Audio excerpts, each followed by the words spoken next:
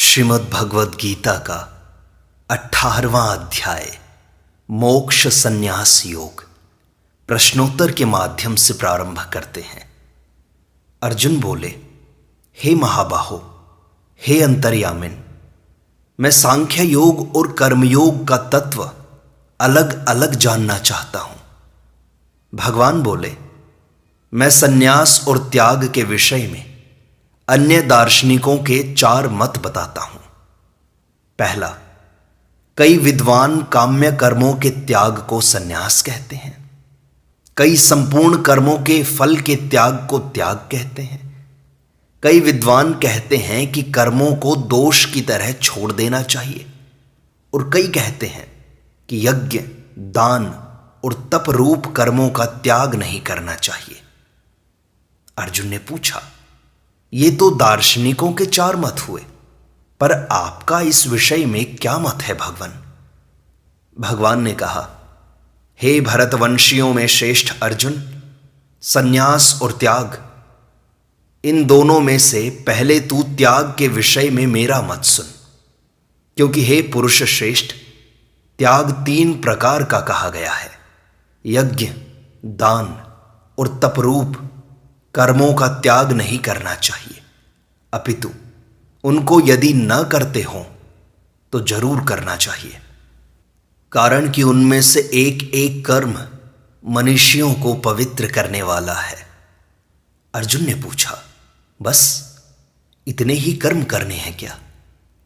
भगवान ने कहा, हे पार्थ, अभी कहे हुए यज्ञ, दान और तप रूप कर्मों को तथा इसके सिवाय दूसरे भी शास्त्र विहित कर्मों को आसक्ति और फलेच्छा का त्याग करके करना चाहिए।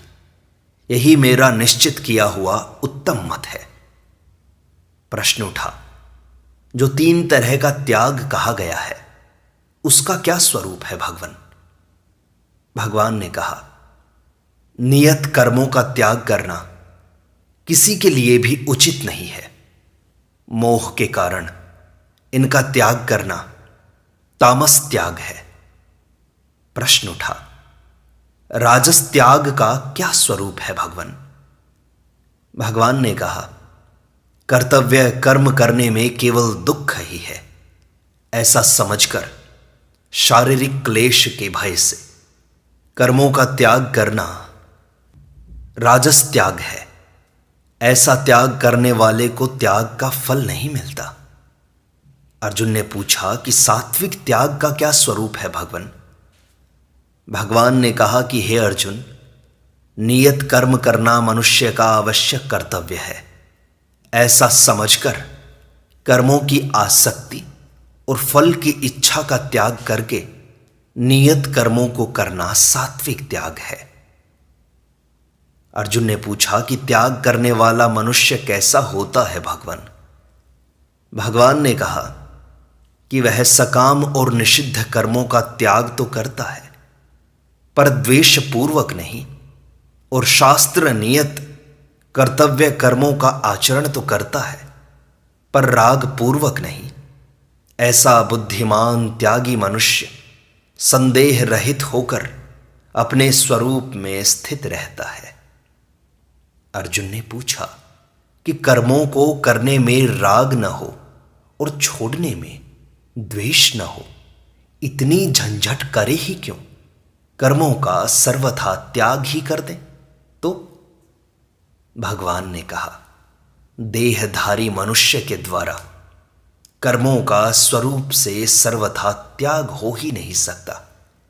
इसलिए जो कर्मों के फल का त्याग करने वाला है, वही त्यागी कहलाता है। अर्जुन ने पूछा, कर्मफल कितने तरह का होता है भगवान? भगवान ने कहा, कर्मफल 3 तरह का होता है। अनुकूल परिस्थिति का आना इष्ट है, प्रतिकूल परिस्थिति का आना अनिष्ट है, तथा जिसमें कुछ भाग इष्ट का और कुछ भाग अनिष्ट का होता है, वह मिश्र है। ये तीनों तरह के कर्मफल फल की इच्छा रखकर कर्म करने वालों को मरने के बाद भी होते हैं, परंतु फल की इच्छा का त्याग करने वालों को कहीं भी नहीं होते। अर्जुन ने पूछा कि जिस कर्म का फल 3 तरह का होता है, उस कर्म के होने में हेतु कौन बनता है? भगवान ने कहा, हे महाबाहो, कर्मों का अंत करने वाले सांख्य सिद्धांत में संपूर्ण कर्मों के सिद्ध होने में 5 हेतु बताए हैं। इनको तू मुझसे समझ। शरीर, कर्ता, तरह तरह के करण और उनकी विविध प्रकार की अलग अलग चेष्टाएं तथा संस्कार, ये 5 हेतु हैं। मनुष्य शरीर, वाणी और मन के द्वारा शास्त्र विहित अथवा शास्त्र निषिद्ध जो कुछ भी कर्म आरंभ करता है, उसके ये 5 हेतु होते हैं। प्रश्न उठा कि कर्मों के होने में ये 5 हेतु बताने का तात्पर्य क्या है? समाधान है, कर्म तो शरीर, वाणी और मन से ही होते हैं। आत्मा में कर्तापन नहीं है, परंतु जो कर्मों के विषय में आत्मा को कर्ता मानता है, वह दुर्मति, ठीक नहीं समझता, क्योंकि उसकी बुद्धि शुद्ध नहीं है। अर्जुन ने पूछा, आत्मा को अकर्ता मानने से क्या होता है भगवान? भगवान ने कहा, जिसमें मैं करता हूं ऐसा अहंकृत भाव नहीं है और जिसकी बुद्धि कर्मों के फल में लिप्त नहीं है, वह संपूर्ण प्राणियों को मारकर भी न तो मारता है और न ही बंधता है। प्रश्न उठा, जब कर्मों के साथ आत्मा का संबंध नहीं है, तो फिर कर्म किसकी प्रेरणा से होते हैं भगवान? भगवान ने कहा, ज्ञान, ज्ञेय और परिज्ञाता, इन तीनों से कर्म प्रेरणा होती है तथा करण, कर्म और कर्ता, इन तीनों से कर्म संग्रह होता है। भगवान, आपने ज्ञान के 3 भेद बताए, उनमें से सात्विक ज्ञान कौन सा है? श्री कृष्ण बोले, जिस ज्ञान से साधक संपूर्ण विभक्त प्राणियों में विभाग रहित एक अविनाशी सत्ता को देखता है, वह ज्ञान सात्विक है। राजसिक ज्ञान वह है जिस ज्ञान से मनुष्य अलग अलग संपूर्ण प्राणियों में भाव सत्ता को अलग अलग देखता है, वह राजसिक है। तामसिक ज्ञान वह है जो उत्पन्न होने वाले शरीर में ही पूर्ण की तरह आसक्त है तथा जो युक्ति संगत नहीं है, तात्विक ज्ञान से रहित है और तुच्छ है, वह ज्ञान तामस है। अर्जुन ने पूछा कि 3 तरह के कर्मों में सात्विक, राजसिक और तामसिक कर्म कौन कौन से हैं भगवान? भगवान ने कहा, जो नियत कर्म फल की इच्छा से रहित मनुष्य के द्वारा राग, द्वेष और कर्तृत्व अभिमान से रहित होकर किया जाए, वह सात्विक है। जो कर्म भोगों की इच्छा वाले मनुष्य के द्वारा अहंकार अथवा परिश्रम पूर्वक किया जाए, वह राजसिक है। जो कर्म परिणाम, हानि, हिंसा और अपनी सामर्थ्य को न देखकर मोह पूर्वक आरंभ किया जाए, वह तामसिक है। भगवान, आपने 3 तरह के कर्ताओं में सात्विक कर्ता, राजसिक कर्ता और तामसिक कर्ता बताया है, उनका स्वरूप क्या है? भगवान कहते हैं, जो कर्ता आसक्ति रहित, अहंकार रहित, धैर्य और उत्साह से युक्त तथा कर्मों की सिद्धि असिद्धि में निर्विकार रहता है, वह सात्विक है। राजसिक कर्ता वह है जो अनुरागी, कर्म की इच्छा वाला, लोभी, हिंसा स्वभाव वाला, अशुद्ध और हर्ष शोक से युक्त है। और जो कर्ता असावधान, कर्तव्य अकर्तव्य की शिक्षा से रहित, ऐंठ अकड़ वाला, जिद्दी, कृतघ्नि, आलसी, विषादी और दीर्घ सूत्री है, वह तामसिक है। भगवान, 3 प्रकार की बुद्धि कौन सी है? भगवान कहते हैं, सात्विकी, राजसी और तामसी। जो बुद्धि प्रवृत्ति और निवृत्ति को, कर्तव्य और अकर्तव्य को, भय और अभय को तथा बंधन और मोक्ष को ठीक ठीक जानती है, वह सात्विकी है। हे पार्थ, जो बुद्धि धर्म और अधर्म को, कर्तव्य और अकर्तव्य को भी ठीक तरह से नहीं जानती, वह राजसिक है। तमोगुण से घिरी हुई जो बुद्धि धर्म को अधर्म, अधर्म को धर्म तथा सब बातों को उल्टा ही मान लेती है, वह तामसी है। अर्जुन ने पूछा, भगवन, सभी वर्णों के कर्म कौन कौन से हैं और ब्राह्मण के कर्म कौन से हैं भगवन?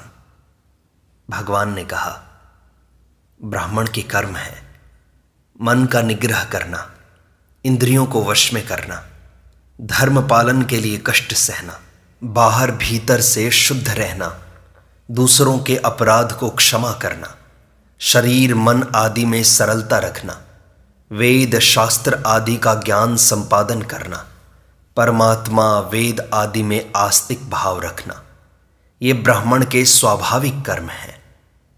क्षत्रिय के कौन से कर्म हैं भगवान? भगवान कहते हैं, शूरवीरता, तेज, धैर्य, प्रजा के संचालन आदि की विशेष चतुरता, युद्ध में कभी पीठ न दिखाना, दान देना और शासन करने का भाव, ये क्षत्रिय के स्वाभाविक कर्म हैं। वैश्य के कर्म कौन से हैं?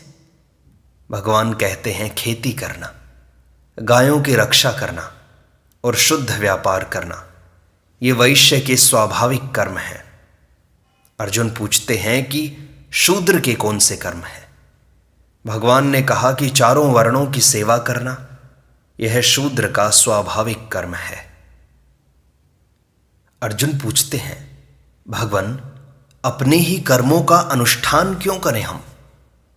भगवान कहते हैं, हे पार्थ, जिसका अपने लिए निषेध किया गया है परंतु उसमें बहुत से गुण हैं, ऐसे गुणयुक्त परधर्म से अपना दोषयुक्त धर्म स्वाभाविक कर्म श्रेष्ठ है, क्योंकि स्वभाव से नियत किए हुए स्वधर्म रूप कर्म को करता हुआ मनुष्य पाप का भागी नहीं होता। हे कुंती नंदन, दोषयुक्त होने पर भी अपने धर्म का त्याग नहीं करना चाहिए, क्योंकि जैसे आग जलाने के आरंभ में धुआं होता ही है, ऐसे ही प्रत्येक कर्म के आरंभ में कोई न कोई दोष आता ही है। अर्जुन ने पूछा कि आपकी प्राप्ति का कोई बढ़िया उपाय है क्या भगवान? भगवान ने कहा, जो अनन्य भाव से मेरा आश्रय लेता है वह भक्त सदा कर्म करता हुआ भी मेरी कृपा से निरंतर रहने वाले अविनाशी पद को प्राप्त हो जाता है। अर्जुन ने पूछा कि मुझे क्या करना चाहिए फिर? भगवान ने कहा कि तू केवल मेरे परायण होकर संपूर्ण कर्मों को चित्त से मेरे अर्पण कर दे, अर्थात संपूर्ण कर्म पदार्थ आदि से अपनापन हटा ले और तू समता को धारण करके निरंतर मुझ में मन वाला हो जा। अर्जुन ने पूछा कि आप में मन वाला होने से क्या होगा? भगवान ने कहा कि मुझ में मन वाला होने से तू मेरी कृपा से संपूर्ण विघ्न बाधाओं को तर जाएगा, परंतु अगर तू अहंकार के कारण मेरी बात नहीं मानेगा तो तेरा पतन हो जाएगा। अर्जुन ने पूछा कि पतन कैसे होगा? भगवान ने कहा कि अहंकार का आश्रय लेकर तूने युद्ध न करने का जो निश्चय किया है, तेरा वह निश्चय झूठा है, क्योंकि तेरा क्षत्रिय स्वभाव तुझे युद्ध में लगा ही देगा। हे कुंती नंदन, अपने स्वभावजन्य कर्म से बंधा हुआ तू मोह के कारण जो युद्ध नहीं करना चाहता, उसको तू क्षत्रिय स्वभाव के परवश होकर करेगा। अर्जुन ने पूछा कि वह क्षात्र स्वभाव कैसे युद्ध रूप कर्म कराएगा महाराज? भगवान समझाते हैं कि हे अर्जुन, अंतर्यामी ईश्वर संपूर्ण प्राणियों के हृदय में स्थित है। वह अपनी माया से शरीर रूपी यंत्र पर आरूढ़ हुए संपूर्ण प्राणियों को उनके स्वभाव के अनुसार घुमाता है। अर्जुन ने पूछा कि इस परवशता से निकलने का उपाय क्या है। भगवान ने कहा कि हे भरतवंशी अर्जुन, तू स्वभाव से उस अंतर्यामी ईश्वर की ही शरण में चला जा। संपूर्ण कर्म उसको सौंप दे। उसकी कृपा से तुझे संसार से सर्वथा उपरति और अविनाशी परम पद की प्राप्ति हो जाएगी। मैंने यह गोपनीय से गोपनीय शरणागति रूप ज्ञान तुझसे कह दिया। अब तू इस पर अच्छी तरह से विचार करके जैसा चाहता है वैसा कर। तू मेरा भक्त हो जा, मुझ में मन वाला हो जा, मेरा पूजन कर और मुझे ही नमस्कार कर। ऐसा करने से तू मुझे ही प्राप्त हो जाएगा। यह मैं तेरे सामने सत्य प्रतिज्ञा करता हूं, क्योंकि तू मेरा अत्यंत प्यारा है। संपूर्ण धर्मों का आश्रय छोड़कर तू केवल एक मेरी शरण प्राप्त कर। मैं तुझे संपूर्ण पापों से मुक्त कर दूंगा। तू चिंता मत कर। जो मेरे और तेरे इस धर्ममय संवाद का अध्ययन भी करेगा, उसके द्वारा मैं ज्ञान यज्ञ से पूजित हो जाऊंगा, ऐसा मेरा मत है। अर्जुन ने पूछा कि कोई अध्ययन न कर सके तो भगवान ने कहा, दोष रहित जो मनुष्य केवल श्रद्धापूर्वक मेरे इस उपदेश को सुन भी लेगा, वह भी संपूर्ण पापों से मुक्त होकर पुण्य कार्यों के ऊंचे लोकों को प्राप्त हो जाएगा। हे पार्थ, मैं तुमसे यह पूछता हूं कि क्या तुमने इस उपदेश को एकाग्र चित्त से सुना? और हे धनंजय, क्या तुम्हारा अज्ञान से उत्पन्न मोह नष्ट हुआ? अर्जुन बोले, हे भगवान, मेरा मोह नष्ट हो गया है और स्मृति प्राप्त हो गई है, पर यह सब आपकी ही कृपा से हुआ है, उपदेश सुनने से नहीं। मैं संदेह रहित होकर स्थित हूं। अब मैं आपकी आज्ञा का पालन करूंगा। संजय धृतराष्ट्र से बोले, हे राजन, इस प्रकार मैंने भगवान वासुदेव और महात्मा अर्जुन का यह रोमांचकारी अद्भुत संवाद सुना। यह अत्यंत गोपनीय संवाद मैंने व्यास जी की कृपा से साक्षात योगेश्वर भगवान श्री कृष्ण के कहते कहते सुना है, परंपरा से नहीं। हे राजन, भगवान श्री कृष्ण और अर्जुन के इस पवित्र और अद्भुत संवाद को याद कर करके मैं बार बार हर्षित हो रहा हूं। हे राजन, भगवान श्री कृष्ण के उस अत्यंत अद्भुत विराट रूप को याद कर करके मुझे बड़ा आश्चर्य हो रहा है और मैं बार बार हर्षित हो रहा हूं। जहां योगेश्वर भगवान श्री कृष्ण है और जहां गांडीवधारी अर्जुन है, वहां ही श्री, विजय, विभूति और अचल नीति है। यही मेरा निश्चय है, यही मेरा निश्चय है। इस प्रकार श्रीमद् भगवद गीता का 18वां अध्याय मोक्ष संन्यास योग संपूर्णता को प्राप्त होता है और संपूर्ण भगवद गीता प्रश्नोत्तर के सहित यहीं विराम लेती है। श्री वासुदेवाय नमः।